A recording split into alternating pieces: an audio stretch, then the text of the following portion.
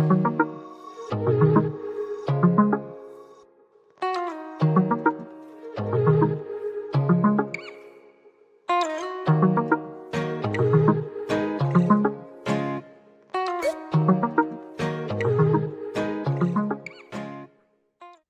welcome everybody. So super excited to have you guys here, those of you that are live and those of you that are listening to this recording, be it audio or video, welcome. We are diving into Dr. Lineas' books, chapters 1 to 3 of Heal Your Nervous System. And before we start, just want to connect into the session for a moment. We're talking about nervous system regulation, so let's do that for just a minute or two, and just take a second. Close your eyes, unless you're listening to this while you're driving. Close your eyes and just come into this session, into this recording, into this live moment. And just connect with the centers of intelligence, as I call them, or the pillars of us, as Dr. Lineas calls them. Just check in with your mind and bring it to a place of stillness and openness. Just check in with your body and bring it into presence. Just check in with your heart and bring it into receiving and connecting. Just check in with your spirit and bring it into alignment. And just take one deep conscious breath deeply through the nose, right up, and hold it at the top for as long as feels comfortable to you. And as you exhale, just feel your shoulders drop and feel your body grounded on whatever you are seated or lying on. And just know that with this work and this offering and all the work that I do, there's always a field of safety around us. So whatever that means for you, whether it's energetic or something you imagine in your mind, doesn't matter. Just know that this work and any work that you do with me is surrounded by a field of safety.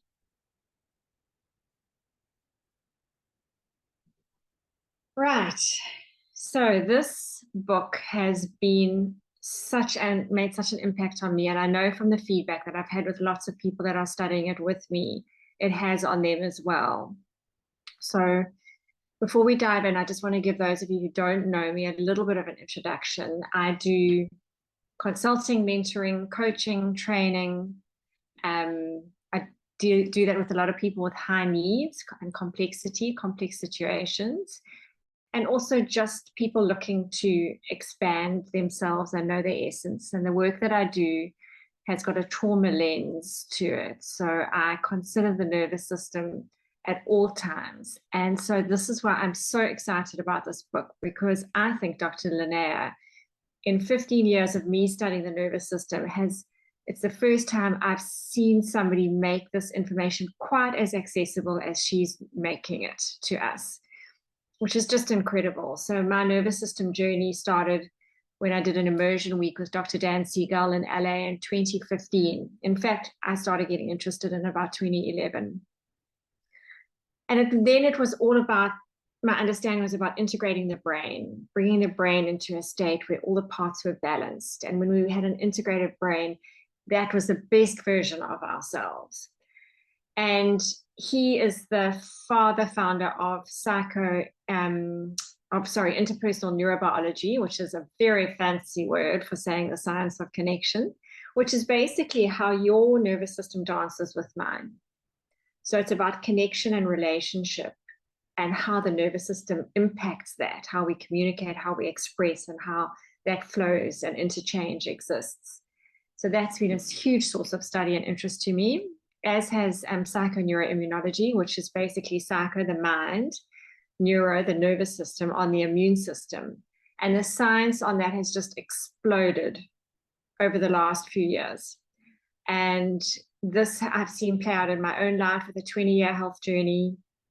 My beautiful 20-year-old daughter struggling with a dysautonomia, and nervous system dysregulation that was so chronic that it's played out in lots of undiagnosable issues in her body that we've actually ended up figuring out ourselves and bringing back to the nervous system. Yeah, and within my home, depression, anxiety, ADHD, lots of complexity, that's helped me, or that not helped me, but driven this deep dive into this work. So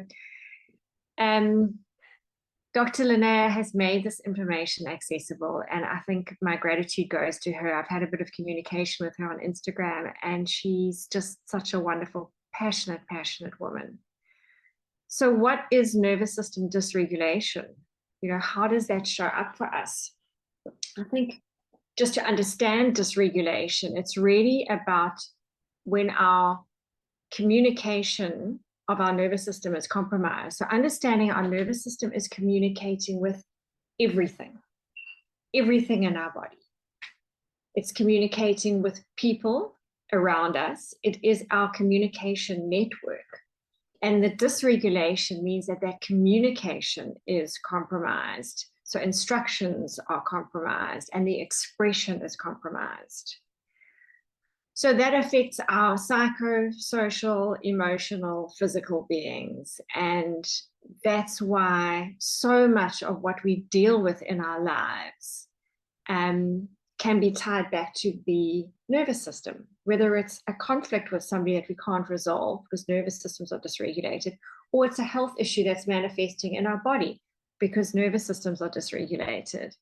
And one of the things that I learned from Dr. Siegel was the idea of states versus traits. And Dr. Lineas doesn't talk about this so much, but it's so relevant because we have nervous system states where we might become dysregulated because, for instance, we're stuck in traffic or we get some bad news and we feel all the different feels of dysregulation. That's a state. And when states happen for too long, they tie together and too often, and then they become traits. And when a dysregulated nervous system becomes a trait, that's when it becomes a chronic condition. So what makes a nervous system dysregulated? And she points to 3 primary causes. And the one is mitochondrial health. And this is a huge exploding part of science. And it's a huge part of my health journey as well. Understanding that our mitochondria, which are the powerhouses of our cells, are not only impacted by our nervous system, but they in turn are impacting the nervous system. So the latest science is that there's a 2-way communication. So at a very cellular level, we are impacted by and impacting our nervous system. So that's the one thing, mitochondria. The second thing is innate state. So genetic blueprint, what we came in with, just these, part of the essence of who we are. And the third thing is our wiring, which is how the environment is shaping us from in utero, birth, childhood, through life, every single day. So a huge focus of my work is about creating environments, be it at home, at work, or at school, environments that help and heal, not hurt and harm people, because we are deeply impacted by the people, places, and processes in environments, because the people, places, and processes are signaling our nervous system every second of the day. So those are the 3 kind of areas of dysregulation, of what affects dysregulation. And then she talks in terms of the 4 pillars of us. And again, this, you'll see why I've fallen in love with her work. She talks about the 4 pillars being the mind, the heart, what she calls connection, body, and spirit. And in my work, when I'm working with clients, we look at the 4 centers of intelligence and how they are showing up. And that is mind, heart, body, and spirit. So this multi-dimensional version of us, this mind, heart, body, spirit, means that we need a multi-dimensional approach to bringing nervous system regulation. And what is nervous system regulation? Well, it's best defined by one word, and that's flexibility. So when we have a flexible nervous system, we are able to respond in ways where we can have an experience, feel the feels, go through whatever we're going through, and be able to bounce back to regulation. So that's nervous system flexibility. And when we are highly dysregulated or chronically dysregulated, that flexibility of response is lost to us. So we get stuck. Our nervous system gets stuck. And then that affects these 4 pillars of us. A stuck nervous system means compromise in our mind, compromise in our connections with people, compromise in our body, compromise in our spirit. So what are we looking for? We are looking for nervous system flexibility. So what tends to happen, and I know this all too well, is that we run around trying to fix things. So if it's in our body, we might be running around from functional doctor to homeopath to fascia release person to what else? I know that's certainly my journey. If we're more mainstream, we might be running from the rheumatologist to the gynecologist to the gastroenterologist, from the GP. And we are moving between fixes, or we've done this pathway of medication or that pathway of supplementation. And trust me, I know this intimately. I do this as well. And quick fixes might be the right fix. One of those things might be the right fix. The problem is that we tend to not stick to it, first of all. And the second thing is that the quick fixes don't always go to a root cause. They might, for example, if you have consistent fascia release, removing trauma from the fascia and you stick to it, then that might help with getting to root cause. But invariably we bounce around and we go, oh, that fascia session was amazing, and we don't go back again. So that is the problem with a quick fix. And then again, I know this for my own 20-year health journey. I know it for my daughter with this dysautonomia for the last 2 years. We have bounced around from person to person, to modality to modality, to therapist to therapist. And it's exhausting. And what happens is that we lose faith in our ability to heal. So first of all, we've handed over responsibility to somebody else saying, fix me. And then we bounced around and it hasn't really worked, and we haven't understood the root cause at nervous system dysregulation, and then we feel like it's never going to get better. And this is a journey for so many of us, and I know because this is the work that I do, and I know it for myself and my own journey.